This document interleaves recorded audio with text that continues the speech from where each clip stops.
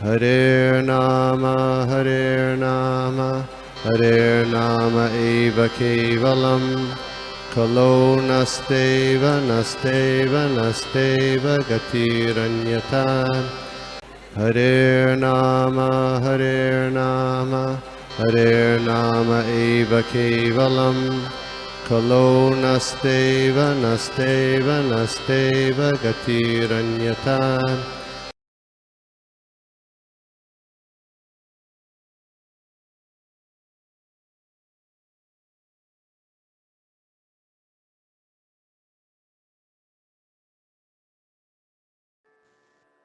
So we'll start with आज का जो भागवतम से सत्र है जो हम हर सुबह करते हैं.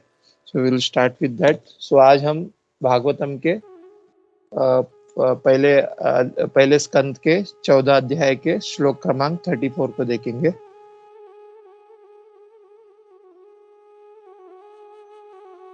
हरे कृष्ण. श्रील प्रभुपाद की जय.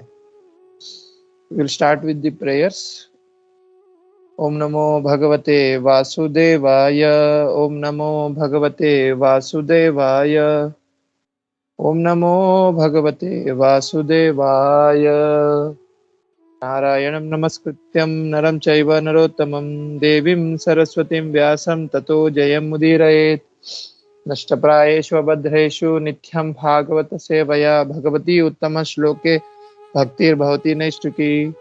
नमो विष्णुपादाय कृष्णप्रेष्ठाय भूतले श्रीमते भक्तिवेदांत स्वामिनिति नामिने. नमस्ते सारस्वते देवी गौरवाणी प्रचारिणे निर्विशेष शून्यवादी पाश्चात्य देशतारिणे. जय श्री कृष्ण चैतन्य प्रभु नित्यानंद श्री अद्वैत गदाधर श्रीवासादि गौर भक्त वृंद. हरे कृष्णा कृष्ण कृष्णा हरे हरे हरे राम राम राम हरे हरे. हरे कृष्ण महामंत्र की जय. श्रील प्रभुपाद की जय. हरे कृष्णा.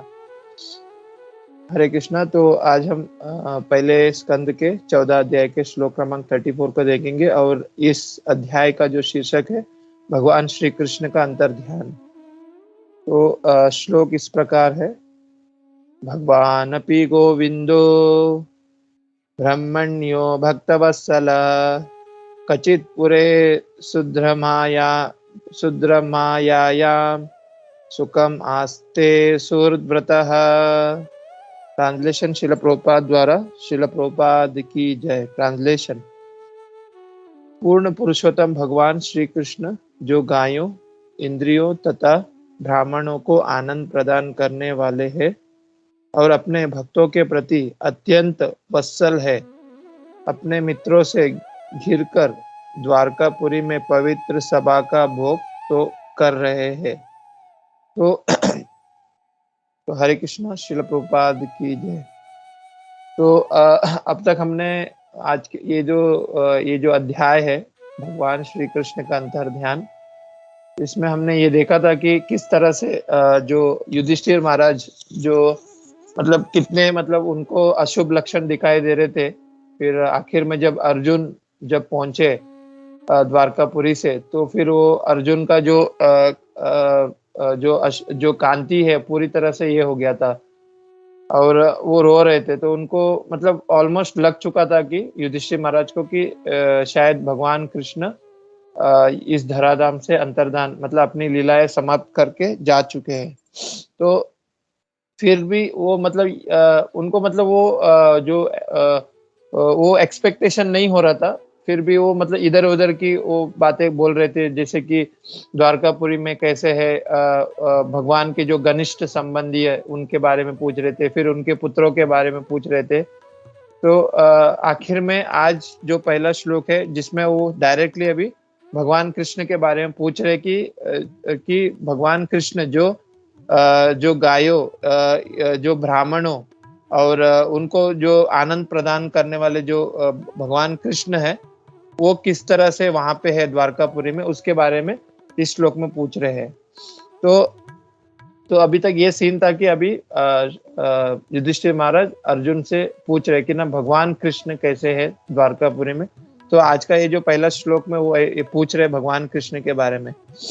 तो प्रभुपाद जी पर्पट में बहुत मतलब काफी सारे इंस्ट्रक्शन हमें देते हैं कि एक तो है भक्ति का सार क्या है, मतलब जैसे कि हम अगर जो दूध है, दूध को हम देखेंगे कि दूध, बहुत सारे दूध में जो क्रीम निकलता है वो क्या है, वो दूध का सार है। तो अगर हम वो क्रीम को देखेंगे तो हमें वो दूध का क्वांटिटी हमको नजर आती है कि इतने दूध से उस क्रीम को निकाला गया है। तो उसी तरह हम जो भक्ति करते हैं उसका सार जो है वो आज के श्लोक में, आज के जो पर्पट में प्रभुपाद जी बताते हैं।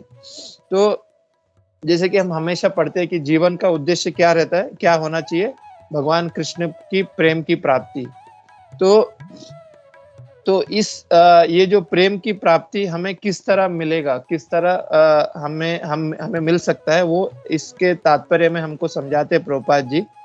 तो ये जो प्रेम का जो प्रेम को प्राप्त करने के लिए मतलब प्रेम किस तरह से हम प्राप्त कर सकते हैं, भगवान से संबंध जब हम स्थापित करते हैं उससे हम ये भगवान कृष्ण के प्रेम को हम प्राप्त कर सकते हैं। तो हम पहले भी इसको देखे हुए हैं कि भगवान से किस मतलब 5 प्रकार से हम संबंध को स्थापित कर सकते हैं। तो एक तो है भगवान से शांत रस, दूसरा है दास्य रस, तीसरा है साक्य रस, चौथा है वात्सल्य रस और माधुर्य रस। तो ये जो 5 जो रस या ये जो 5 संबंध है, ये मतलब हर एक जीव कुछ ना कुछ भगवान के साथ कुछ ना कुछ संबंध भगवान के साथ है, ये जो 5 रस में या 5 संबंध में। तो वही प्रभुपाद जी हमें आज के जो श्लोक में तात्पर्य में समझाते हैं। एंड इट वॉज मतलब बहुत बहुत सुंदर पर्पट है प्रभुपाद जी का, बहुत आसान से हमको ये समझा रहे। तो I will read some part of the मतलब प्रभुपाद जी के जो पर्पट है उसको मैं थोड़ा पढ़ना चाहता हूँ। इट वॉज वेरी नाइस कि प्रभुपाद जी किस तरह से हमको ये समझा रहे, क्योंकि यहाँ पे प्रभुपाद जी मतलब तीन स्तर पे हमको समझा रहे कि हमें मतलब हु इज द सुप्रीम, मतलब कौन सुप्रीम है, और हमें किस तरह से अपने जीवन को हमारी जो जीवन पद्धति को हमको किस तरह से चलाना है। फिर उसके बाद किस तरह से हमको ये जो गुण है उसको उसको हमें अपने अंदर उसको लाना है, वो गुण को। और उससे हमारी जो भक्ति क्या होगा, हमारा जो भक्ति का मतलब भक्ति में हम प्रोग्रेस कर पाएंगे। तो वही प्रभुपाद जी अपने तात्पर्य में बताते हैं। तो द फर्स्ट पार्ट क्या है कि हु इज अ सुप्रीम, मतलब कौन सुप्रीम है। तो ये प्रभुपाद जी के पर्पट के फर्स्ट पार्ट में बताते हैं कि इस विशिष्ट श्लोक में तात्पर्य शिल प्रभुपाद द्वारा शिल प्रभुपाद की जो है। तो प्रभुपाद जी यहाँ पे बता रहे हैं कि इस विशिष्ट श्लोक में भगवान का वर्णन गोविंद, ब्राह्मण तथा भक्त वत्सल शब्दों से किया गया है। तो यहाँ पे भगवान को तीन इसमें बता रहे हैं कि एक तो है गोविंद। गोविंद मतलब क्या है, यहाँ पे जो गाय और जो तथा इंद्रियों का जो रक्षक करने वाले, उनको क्या बताया जाता है, यहाँ पे भगवान का एक नाम है गोविंद करके। और इवन यहाँ पे बता रहे कि गोविंद, ब्राह्मण तथा भक्त वत्सल। हम हमेशा देखते हैं कि भगवान क्या है, भक्त वत्सल है, वो हमेशा भक्तों की रक्षा करने के लिए आते हैं यहाँ पे, इसके लिए उनको भक्त वत्सल भी कहा जाता है। तो यहाँ पे प्रभुपाद जी ये बता रहे कि वे भगवान स्वयं अर्थात आदि भगवान है, और वे समस्त ऐश्वर्य, समस्त शक्ति, समस्त ज्ञान, समस्त सौंदर्य और समस्त यश तथा समस्त त्याग से परिपूर्ण है। कोई ना तो उनके तुल्य है, ना उनसे बढ़कर है। वे गोविंद है क्योंकि वे गौओं तथा इंद्रिय के आनंद है, जिन्होंने भगवान की भक्तिमय सेवा द्वारा अपने इंद्रियों को शुद्ध कर लिया है। तो यहाँ पे प्रभुपाद जी ये बता रहे हैं कि हु इज द सुप्रीम। जैसे कि हम ब्रह्म संहिता में स्वयं ब्रह्मा जी ये बताते हैं, ईश्वर परम कृष्ण सच्चिदानंद विग्रह अनादिर आदिर गोविंद सर्व कारण कारण। तो जो ईश्वर भगवान जो ईश्वर है या जो भगवान है, उनका स्वरूप कैसा है, सच्चिद आनंद विग्रह। वो सत्य चित्त है और आनंद है, उनका विग्रह ऐसा है। और वो कौन है, ईश्वर परम कृष्ण सच्चिदानंद विग्रह अनादिर आदिर गोविंद सर्व कारण कारणम। तो वो कौन है, भगवान श्री गोविंद, भगवान कृष्ण जो सभी कारणों के कारण है। तो हम यही देखते हैं कि हम हमेशा मतलब वी हैव मतलब तो हम जैसे कि हमारे जो धर्म है, ऐसा तो कोई धर्म नहीं है। वी मतलब जो सनातन धर्म है हम उसको फॉलो करते हैं।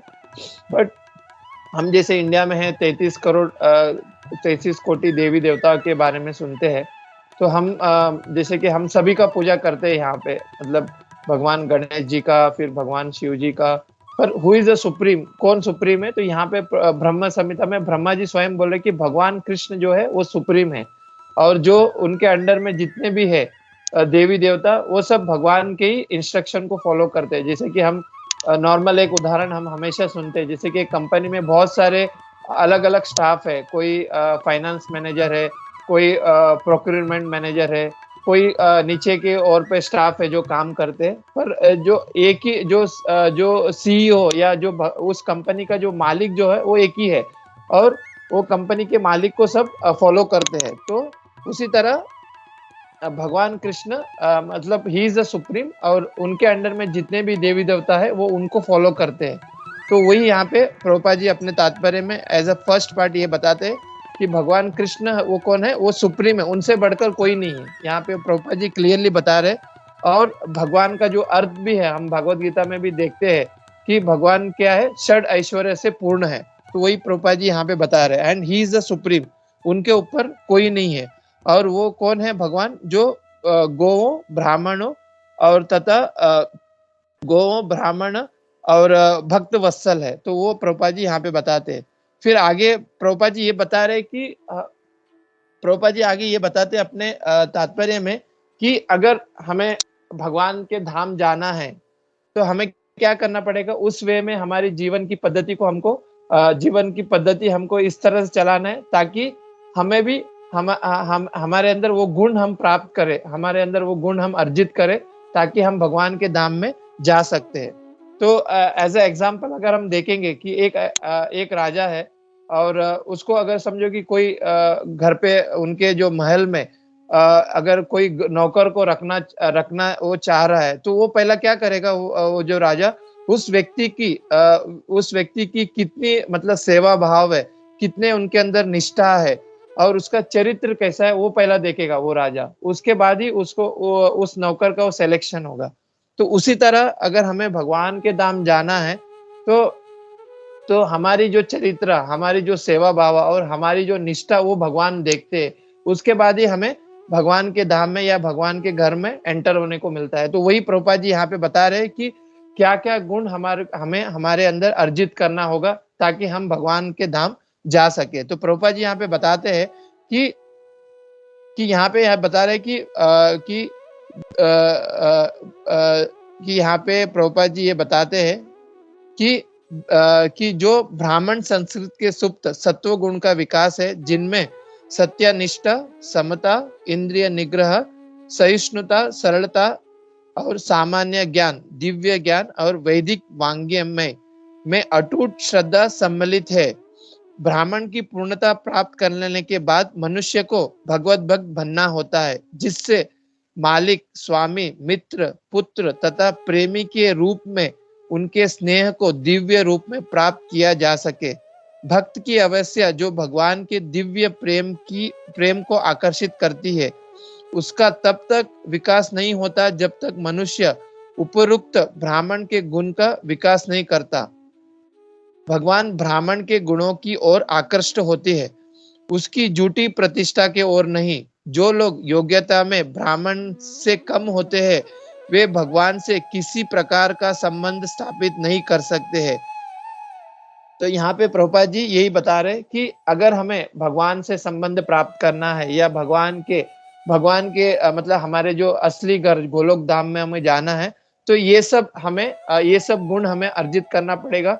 जैसे कि यहाँ पे प्रभुपाद जी एग्जाम्पल देते ब्राह्मण, तो जो ब्राह्मण के अंदर जो गुण है वो हमको हमारे अंदर अर्जित करना पड़ेगा। तो यहाँ पे प्रभुपाद जी क्या क्या चर्चा करते हैं कि पहला तो सत्य निष्ठा का मतलब सत्यता, फिर समता, फिर तीसरा है इंद्रिय नियंत्रित, चौथा है सरलता, फिर सहिष्णुता, फिर सामान्य ज्ञान, दिव्य ज्ञान और शास्त्रों के प्रति निष्ठा।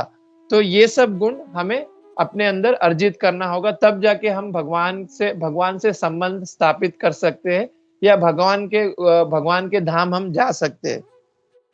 तो कल मैं एक प्रभु जी का लेक्चर सुन रहा था, तो उसमें प्रभु जी बता रहे थे कि क्यों मतलब जो ब्राह्मण का जब कुछ टॉपिक आता है, तो क्यों हम the first word is come सत्यता, क्यों सत्यता का वर्ड पहला आता है।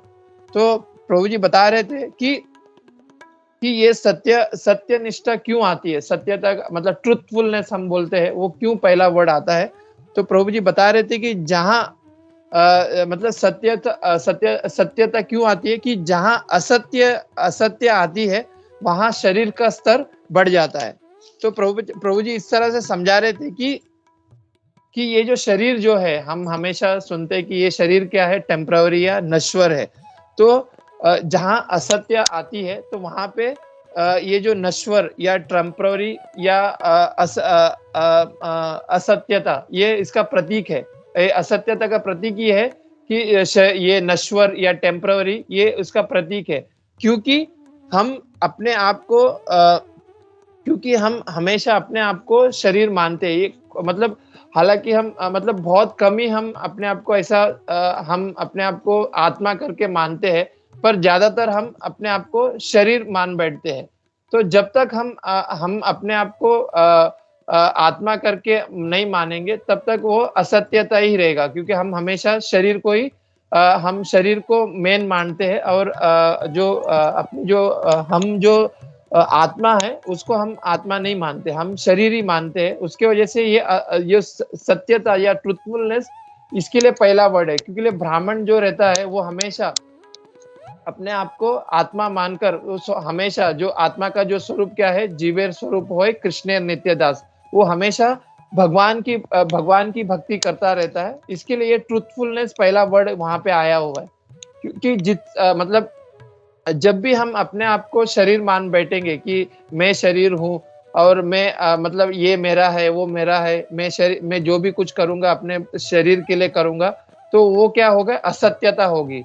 तो जब हम और सत्यता कहाँ पे आती है, जब अपने आप को हम आत्मा मानकर जो आत्मा की जो जीव की जो असली जो कार्य है कि जीवेर स्वरूप होए कृष्णेर नित्यदास, जब हम वो कार्य करेंगे, तब जाके हम वो सत्य सा ट्रुथफुल वर्ड्स का जो प्रतीक है कि हम आत्मा है और आत्मा का स्वरूप है कृष्ण नित्य दास, तभी वो वर्ड वहां पे मैच होगा। उसके लिए हमेशा जो ब्राह्मण का जब भी बात आती है तो ट्रुथफुलनेस का पहला वर्ड आता है कि वी आर दी सोल। ये वर्ड आते हैं ट्रुथफुलनेस का। तो ये प्रभुपाद जी हमें ये समझा रहे कि ये जो गुण है, जब हम जब अर्जित करेंगे, तब जाके तब जाके भगवान के धाम या भगवान से हम वो रिलेशनशिप मेंटेन कर पाएंगे। फिर दूसरा प्रभुपाद जी अपने तात्पर्य में ये बताते हैं कि जहां पर ये जो जिस समाज में गाय और ब्राह्मण की सुरक्षित नहीं है, वहां पे भगवान का संरक्षण भी नहीं होता है और भगवान के जो कठोर प्रतिनिधि है उसके निरीक्षण में आता है। तो यहाँ पे प्रभुपाद जी ये बताते हैं अपने तात्पर्य में कि यहाँ पे प्रभुपाद जी ये बता रहे हैं कि जो समाज गौ संरक्षण तथा ब्राह्मण की संस्कृति से विहीन है और भगवान से प्रत्यक्ष संरक्षण में नहीं होता, जिस तरह से, तो यहाँ पे प्रभुपाद जी बहुत अच्छा एग्जाम्पल यहाँ पे देते कि जैसे कि एक राजा जिसके कारागृह में कुछ कैदी है, तो जो कैदी है वो उस राजा के कंट्रोल में नहीं रहता, वो उस कारागृह में जो जेलर है उसके कंट्रोल में रहता है। तो उसी तरह तो यहाँ पे प्रभुपाद जी ये बता रहे कि जो समाज में जो गाय और ब्राह्मण की सुरक्षिता नहीं करती है या उनके संरक्षण में नहीं रहता है या उनको प्रोटेक्शन नहीं देता है, उस समाज में कभी भी भगवान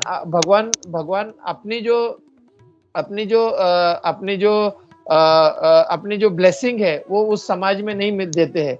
और उस समाज को कंट्रोल कौन करता है, जो भगवान के जो प्रतिनिधि है वही उनको कंट्रोल करते हैं। उसके लिए ये यहाँ पे प्रभुपाद जी अपने तात्पर्य में एग्जाम्पल देते हैं।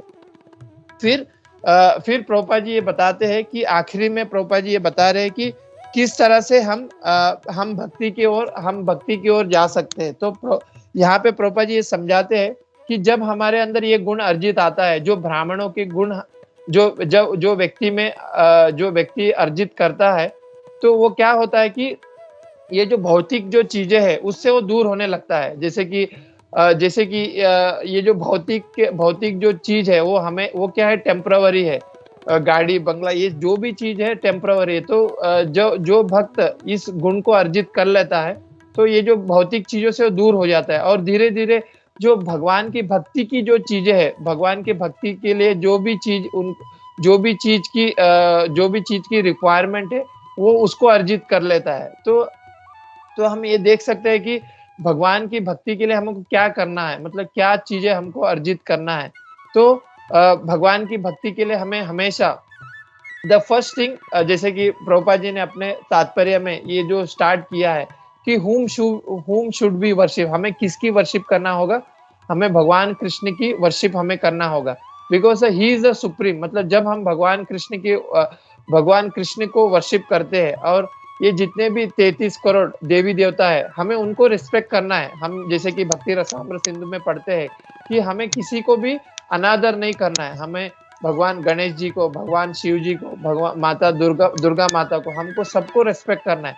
बट हुम शुड वर्शिप, हमें उनसे क्या मांगना है कि हमें भगवान कृष्ण की भक्ति का प्राप्त करे, या भगवान कृष्ण की भक्ति हमें दे। हमें उनसे सिर्फ यही मांगना है। Because who is the ultimate, जैसे कि हम कल भी ये बोल रहे थे कि हम कल भी ये हम चर्चा कर रहे, पहले भी हमने इसको चर्चा किया कि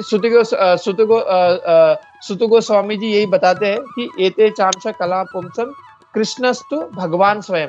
तो भगवान कृष्ण ही, ये जितने भी देवी देवता है ये सब भगवान की कला या भगवान के अंश के स्वरूप है। उनसे ही, भगवान कृष्ण से ये सब विस्तार हुए हैं।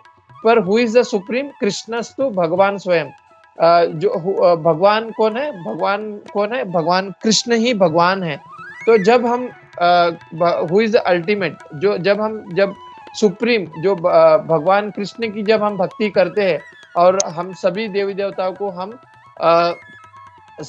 देवताओं को हम रेस्पेक्ट करके भगवान कृष्ण की भक्ति करते, तब जाके हम भक्ति में अग्रसर हो सकते हैं। And we are in this, तब जाके हम सही ट्रैक में हम जाते हैं।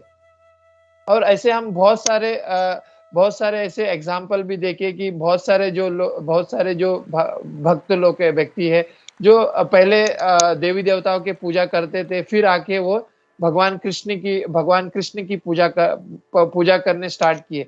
ये क्यों होता है? क्योंकि ये जो देवी देवता है वो उनको ब्लेसिंग देते हैं। इवन हम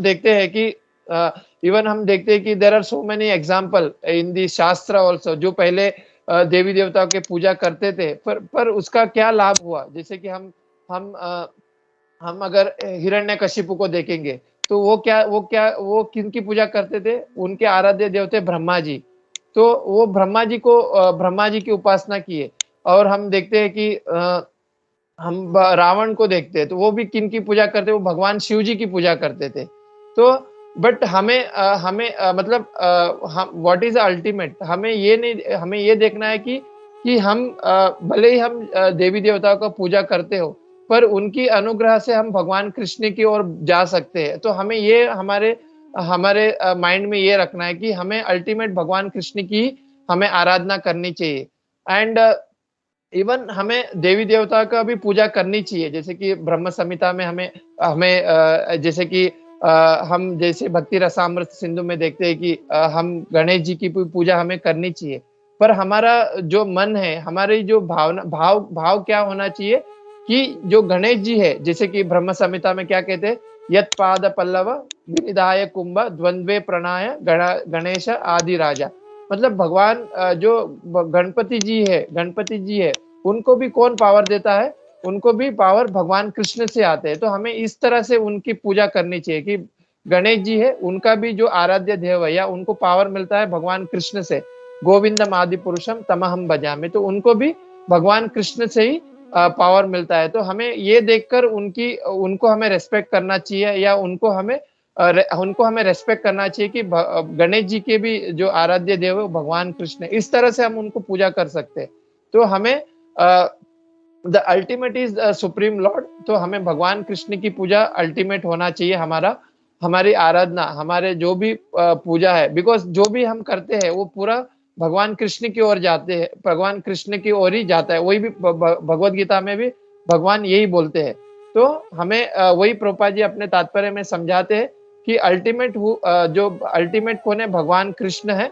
और जब हम भगवान कृष्ण की पूजा करते हैं तो हम धीरे धीरे ये गुणों को हम अर्जित कर पाएंगे। जैसे कि जब हम जप करते हैं, भगवान कृष्ण का हरि नाम जप करते हैं, फिर हम 4 रेगुलेटरी प्रिंसिपल फॉलो करते हैं, और फिर हम भगवान को ऑफर करके जो भी कुछ हम भगवान के ऑफर करके वो प्रसाद ग्रहण करते हैं, तो तब जाके हम भक्ति में अग्रसर होके हम भगवान के धाम हम पहुंच सकते हैं। तो ये प्रभुपाद जी अपने तात्पर्य में बताते हैं कि द सुप्रीम इज द भगवान कृष्ण। जब हम भगवान कृष्ण को पूजा करेंगे, भगवान कृष्ण की आराधना करेंगे, तब जाके हम ये गुणों को हम अर्जित कर पाएंगे। फिर हम जब गुणों को अर्जित कर लेंगे तो हम भगवान कृष्ण की ओर, भगवान कृष्ण के धाम जा सकते हैं। अदरवाइज क्या होगा कि यहाँ पे प्रभुपाद जी ये भी समझाते हैं कि जब तक हम ये सब गुणों को अर्जित नहीं करेंगे, तब तक हम भगवान कृष्ण के धाम या भगवान कृष्ण से वो संबंध प्राप्त नहीं कर पाएंगे। तो ये सब बहुत इंपॉर्टेंट है हमारे। जैसे कि हम देखते कि जो वैष्णव के जो गुणों के बारे में, 26 गुण के बारे में, तो ये सभी गुण उसमें आते हैं। ट्रुथफुलनेस, सत्य, सार, ये सब हमने पहले भी देखा है कि ये वैष्णव के अंदर ये गुण होना चाहिए, तब जाके वो भगवान से संबंध स्थापित कर सकते हैं। तो वो प्रभुपाद जी अपने तात्पर्य में बताते हैं। तो मैं यहीं पे अपनी वाणी को विराम देता हूँ। जो कुछ मैंने भक्तों के मुखारविंद से सुना है, और आई ट्राई माई बेस्ट कि मतलब जो कुछ मतलब प्रभुपाद जी अपने तात्पर्य में समझा रहे कि किस तरह से हमें भगवान की आराधना करना चाहिए, and who is the ultimate. तो वही मैं यहाँ पे बोलने का कोशिश किया। सो मैं चाहता हूँ कि हमारे जो वरिष्ठ जो भक्त है वो भी अपने मुखारविंद से कुछ इसके ऊपर समझाए करके। हरे कृष्णा। श्रील प्रभुपाद की जय। हरे कृष्णा प्रभु, दंडवत प्रणाम। आपका आज का लेक्चर बहुत अच्छा था, आपने बहुत अच्छे से समझा। एक बात इसमें एक पॉइंट ऐड करना चाहती हूँ, जो मैंने सर्वज्ञ प्रभु के लेक्चर में सुना था। तो वो कहते हैं कि भगवान को गोविंद नाम तो प्रिय है, लेकिन भगवान के जो शुद्ध भक्त है 3, वो भी भगवान को गोविंद नाम से बुलाते हैं। ब्रह्मा जी को भी पता है भगवान के अनेक नाम, लेकिन फिर भी वो बोलते ईश्वरम परम कृष्ण सच्चिदानंद तभी भी वो गोविंद का नाम लेते हैं। और शंकराचार्य जो है वो भी वही बोलते हैं, गोविंदम भज गोविंदम भज गोविंदम भज गोविंदम मूढ़मते। और तीसरा जो है द्रौपदी जो है, द्रौपदी ने भी जब भगवान को बुलाया था तभी भी उन्होंने गोविंद नाम ही पुकारा था। तो भगवान का जो गोविंद नाम है वो बहुत पावरफुल है, और इसलिए और गोविंद नाम भगवान को बहुत प्रिय भी है। और जो भगवान के शुद्ध भक्त है, वरिष्ठ है, वो सब उन्हें गोविंद नाम से ही ज्यादातर पुकारते। Hare Krishna. Thank you so much Mata ji. आपने ये पॉइंट ऐड किया, बिकॉज ये गोविंद नाम यहाँ पे आया हुआ है, तो आपने बहुत अच्छा पॉइंट यहाँ पे ऐड किया Mata ji. Thank you so much Kunjeshwari Mata ji for adding this wonderful point Mata ji. Hare Krishna. Thank you so much Mata ji. Yes जय माता जी। हरे कृष्णा। हरे कृष्णा प्रभु, धन्यवाद प्रणाम। बहुत सुंदर क्लास और बहुत अच्छा एक्सप्लेनेशन, काफी गहरी फिलोसफियाँ, और अच्छे से वो जो खासकर वो जो थी एक निष्ठा वाली बात मैंने नोट की, इसमें जो आपने समझाई थी। पहले तो इतनी गहरी फिलोसफियाँ एक्सपेक्टेड नहीं लग रहा था कि सर्वदेव प्रभु इतना मतलब अच्छे से इतनी गहरी फिलोसफियाँ प्रभु से आ रही हैं। जो खासकर जो निष्ठा वाली पॉइंट आपने बोली थी कि भगवान हमारी निष्ठा देखते हैं, और मतलब कितने लोग ऐसे कैसे जैसे कपट करके भी कैसे भी मतलब सोचते हैं कि इससे भगवान प्रसन्न होंगे, लेकिन नहीं, ऐसा मतलब वो उनका भ्रम है ना। और भगवान मतलब ये सारी क्वालिफिकेशन है, जब तक व्यक्ति में ये सब चीजें नहीं होंगी तब तक वो भगवान को प्राप्त नहीं कर सकता। कैसे आपने बताया ये पॉइंट की इतनी गहरी फिलॉसफी आपने टच की, पॉइंट को टच किया आपने कि भगवान निष्ठा देखते हैं हमारी, ये नहीं देखते हैं कि कौन कितना बड़ा मतलब गाड़ी है, इसके पास बंगला है, या ये बहुत बड़ा मतलब इसने किसी तरह से दीक्षा कैसे भी करके ले ली, या मतलब जो स्पिरिचुअल दूसरे भी स्पिरिचुअल पाथ्स में है वो चला रहे हैं, कोई ना कोई संस्था चला रहे हैं या गुरु बन के बैठे हैं, तो ये इसका मतलब ये नहीं है कि वो भगवान तक पहुंच गए। भगवान निष्ठा देखते हैं। कितना भी बड़ा पद आप हासिल कर लो, लेकिन जब तक आपके मन में कपट और ये सारी चीजें नहीं गई हैं, ईर्ष्या वगैरह नहीं गया है और निष्ठा नहीं है, तब तक आप भगवान के मतलब क्वालिफाई नहीं करते हो कि आप भगवान तक मतलब पहुंचो या उनके दिल में जगह भी बना पाओ। क्योंकि आप मन में कपट रखो, ईर्ष्या रखो अंदरूनी तरीके से और बाहर से आप भगवान भगवान करो, तो ये केवल एक ढोंग है, आप भगवान के निकट नहीं पहुंच सकते। तो बहुत अच्छी काफी गहरी फिलॉसफी आपने प्रभु आज बताई। और प्रभु मेरा एक छोटा सा प्रश्न भी ये था कि जैसे वो आपने बोला है कि इसमें आपने आज रसों की बात की कि अलग अलग रस हैं भगवान के, मतलब जो डिवोटीज यानी कि भक्त जो भगवान को अलग अलग रसों में मानते हैं, जैसे कि साख्य हो गया, वात्सल्य हो गया, और शांत रस में भी भगवान को लेते हैं। तो प्रभु मेरा क्वेश्चन ये था कि एक टाइम पे एक डिवोटी जैसे या कोई भक्त है या कोई भगवान को जो मानते हैं, एक टाइम पे वो एक से अधिक रसों में भगवान को ले सकते हैं। जैसे अगर कोई भगवान को मित्रता में देखे, मतलब साख्य रस में, और साथ ही साथ वो भगवान को मतलब वात्सल्य में देखे, या मतलब क्या एक साथ अलग अलग रसों में भगवान के आदान प्रदान कर सकते हैं वो? और पहली बात तो अभी डिवोटीज तो ऐसे बताते नहीं होंगे ना, क्योंकि मैंने एक वीडियो देखा था जिसमें वो पूछते हैं, और वो खैर वो तो दूसरा कोई चैनल था, उसे तो डिवोटी ने बोला ये तो बहुत पर्सनल हो गया। मैं उनको था कि उन्होंने पूछा कोई मटेरियल होगा, बट वो वृंदावन आए थे, तो उन्होंने पूछा कि आप भगवान को किस रस में मानते हो? तो वो प्रभु जी जो थे उन्होंने बोला वो कहीं बाहर से, उन्होंने बोला तो ये तो बहुत पर्सनल हो गया। तो जरूरी नहीं है भक्तों को बताना, पर मतलब मेरा ये सवाल था कि क्या एक टाइम पे कोई भक्त या कोई भी जो भगवान को मानते हैं, वो एक टाइम पे भगवान को अनेकों रसों में देख सकते हैं भाई, साख्य में भी और उसके साथ वात्सल्य में, या साख्य में भी और माधुर्य में भी? तो ये था प्रभु।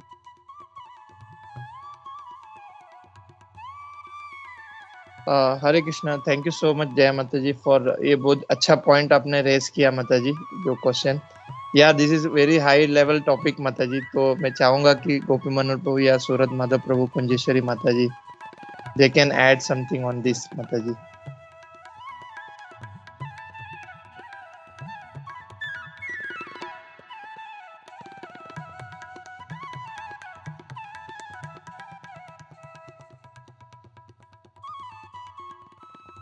या हरे कृष्णा कुंजेश्वरी माता जी।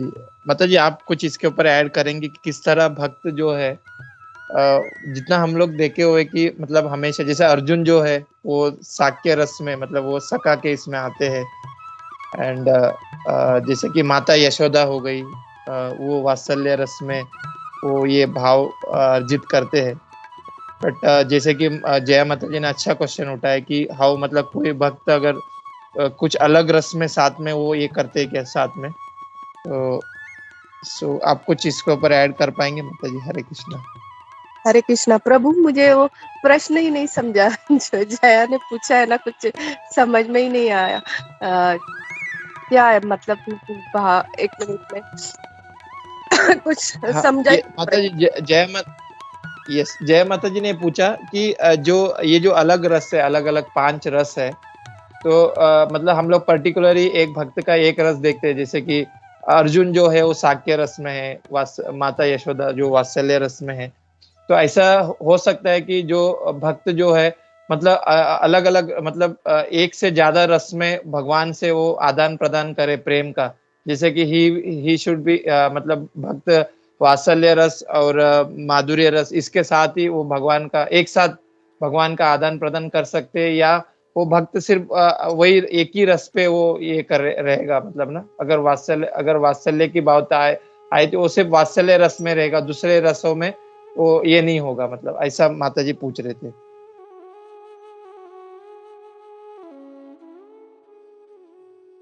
हरे कृष्णा सर्वदेव प्रभु। सबसे पहले तो सभी भक्तों को मेरा प्रणाम। और तुम्हारा क्लास भी बहुत अच्छा था। मैं पूरा नहीं सुन पाया, लेकिन जितना सुना इट वाज वेरी नाइस। और दूसरा थैंक यू कि तुम और सूरज माधव प्रभु दोनों, मतलब बोलते ना, मेरे लेफ्ट हैंड राइट हैंड हो। जब भी कुछ सेवा ऐसा मैं अटक जाता हूँ और सडनली तुम लोग को बोलता हूँ तो तुम लोग लेते हो, so thank you for that, ये सडन सेवा लेने के लिए। और नेक्स्ट जो है, जैसे जया का प्रश्न है, शायद वो ये पूछना चाह रही है कि क्या कोई एक भक्त एक से ज्यादा रस में हो सेवा कर सकता है या नहीं, अगर इन शॉर्ट इफ वी से, राइट जय? यस प्रभु जी।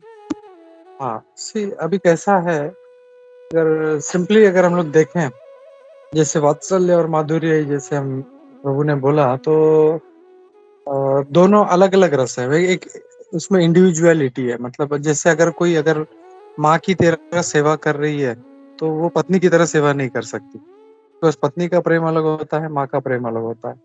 तो जो माँ के मतलब वात्सल्य रस में है, वो माधुर्य रस में सेवा नहीं कर सकती। जो माधुर्य, जो पत्नी है, वो माँ की तरह सेवा नहीं कर सकती। या जो अगर हम लोग जैसे देखें, जो दास्य रस है, जो दास्य रस है, जैसे हनुमान जी है, वो कभी राम जी के गले में हाथ नहीं डालेंगे वो, बिकॉज उनका मूड है कि मैं उनका दास हूँ, मैं उनका चरणों का दास हूँ। और हमेशा जिनका पोज देखते हैं हम लोग, is ready to jump and is ready to do some seva. तो वो कभी ये नहीं सोच सकते कि मुझे भगवान के गले में हाथ डालूं, मैं अपना झूठा, मैं अपना पहले खाऊं और फिर उनको खिलाऊं। तो दिस इज टोटली कॉन्ट्राडिक्टरी, मतलब एक रस दूसरे रस से, मतलब जो एक रस में है वो दूसरे रस में सेवा कर ही नहीं पाएगा। या तो जो वात्सल्य रस में है, जो अपना भगवान को झूठा खिला रहा है, जैसे गोप सखा है, वो जैसे हमेशा मतलब भगवान के कंधे पे बैठते हैं, वो कभी ये नहीं सोचेंगे अरे मैं तो इसके चरणों का दास हूँ, बोलिए भगवान आपको क्या चाहिए, आपको क्या लाके दूं। नहीं, वो तो हमेशा ही गले में हाथ डाल के घूमेंगे, क्या बे क्या चाहिए तेरे को बोल।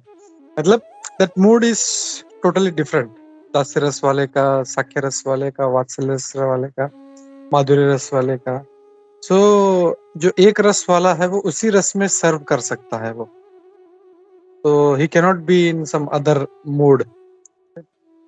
इसीलिए, और ये जो है अभी कंफ्यूजन इसलिए हो सकता है क्योंकि अभी हमको अपना पता नहीं, हमारे में भी अंदर ये पांचों में से एक रस हमारे अंदर है, जो हमारा एटर्नली था पहले और आगे भी होगा। But now we don't know because we are covered. जैसे मिरर जो है, मिरर पे बहुत मोटा अगर डस्ट चढ़ गया है तो उसमें हमारा प्रतिबिंब नहीं दिखाई देगा। तो वैसे ही ये भौतिकता का, मटेरियलिस्ट जो हमारा एटीट्यूड है, उसके जो इतना मोटा डस्ट चढ़ गया है कि हम लोग को अपना स्वरूप नहीं दिखाई दे रहा है। मैं दास हूँ, मैं साख्य में हूँ, वात्सल्य में, माधुर्य में। तो ये जब भक्ति करके करके करके करके जब है ना चेतु दर्पण मार्जनम हो जाएगा, तो हमको पता चलेगा अरे मेरा तो ये रस है। और फिर उस मूड में फिर हम लोग जब गोलोक जाएंगे तो उस मूड में सेवा करेंगे। हरे कृष्णा। थैंक यू प्रभु जी। प्रभु जी बहुत अच्छे से आपने समझाया। एक्चुअली प्रभु जी मेरा तो वो क्या बोलते हैं इसको, मेरा ये था कि जैसे माधुर्य और जो वात्सल्य है वो तो मुझे पता था कि एक्चुअली वो कॉन्ट्राडिक्टरी हो जाएंगे रस।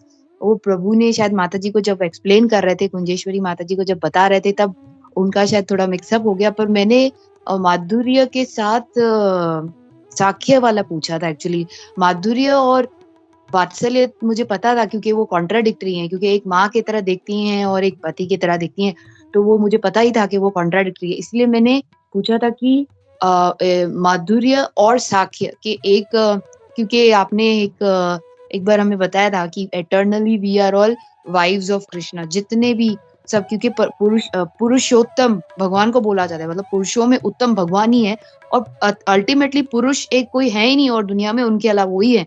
और बाकी सारी जो जीवात्माएं हैं, they are all female in nature, but body ऐसी मिली हुई है कि कोई पुरुष है या कोई स्त्री है, but ultimately he is the Purushottam, he is the only, मतलब।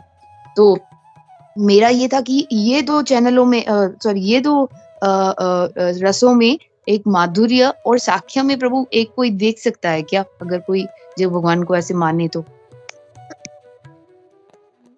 हरे कृष्णा। या मतलब ये एक्सटर्नली हम लोग अगर देखें तो शायद एक लग सकता है एक्सटर्नली, लेकिन जैसे तुमने वो भी कहा कि बहुत अच्छा पॉइंट है कि हम लोग सभी लोग जो हैं हम लोग स्त्री हैं, हम लोग भगवान ही एक पुरुष है, लेकिन सबको भगवान का देखने का नजरिया अलग है। कोई उनको दास के रूप में मतलब दास्य भाव से देखता है, कोई वात्सल्य भाव से देखता है, कोई माधुर्य भाव से। तो यद्यपि अगर ऑल्दो अगर ये लगता है कि ये सेम है वात्सल्य और माधुर्य, सॉरी वात्सल्य नहीं माधुर्य और साक्य, बट एक्सटर्नली इट में लुक सेम, बट ऐसा नहीं है। क्योंकि अगर हम लोग लॉजिकली या जैसे हम लोग मटेरियल वर्ल्ड में भी देखें तो एक जो हमारी फ्रेंड है, समझो मेरी कोई फ्रेंड है, तो उससे वो माधुर्य रस नहीं आएगा उससे, तो that can not happen.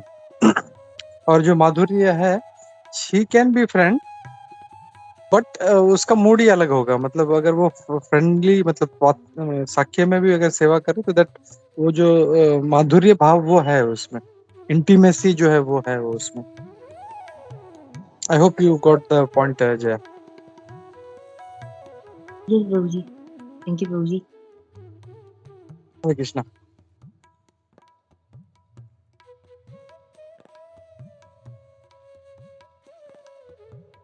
Hare Krishna. Thank you so much Jai Mata ji, thank you so much Gopimal Prabhu, आपने बहुत अच्छे से इसको समझाया Prabhu, thank you so much Prabhu.